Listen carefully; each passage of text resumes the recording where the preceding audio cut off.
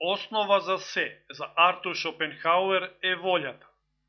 Артур Шопенхауер, роден 1788 година, живел до 1860. Бил син на банкар, ја отфрла трговската кариера и се посветува на природните науки и философијата. Докторирал на Јена. Во 1820 година станал предавач на Универзитетот во Берлин, но поради моќта на Хегел не можел да се пробие, па се преселил во Франкфурт.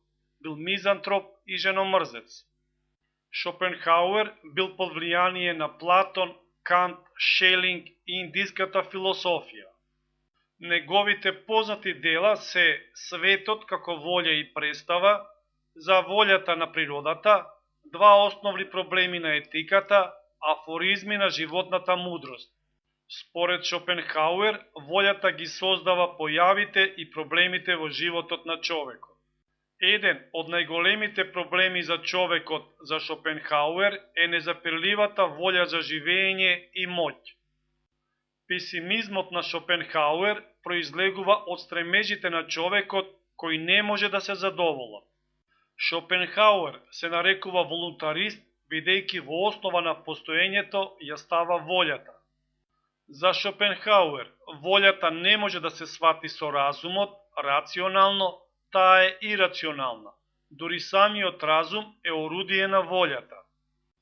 Овој свет, според Шопенхауер, е еден од најлошите можни светови во кои владее болка, и кога би бил малку полош, светот сосема би исчезнал. Волјата е познание априори за телото, а телото е познание апостериори за волјата. Новата димензија на етиката кај Шопенхауер е сочувствување со другиот. Ироничниот приказ на вообичаената човекова седмица е следниот. Човекот 6 дена е во беда на живењето, а 7-миот се досадува. Творењето и доживувањето на уметничките дела имаат улога на катарза. Помагаат за кусо време човекот да се ослободи од секојдневицата, грижите, проблемите на живењето. За човекот да излезе од болката и страдањето во животот, треба да се одрече од својата индивидуалност со згаснување на својата индивидуална волја од општата волева основа на светот. А тоа би било нирвана, будистичко влијание.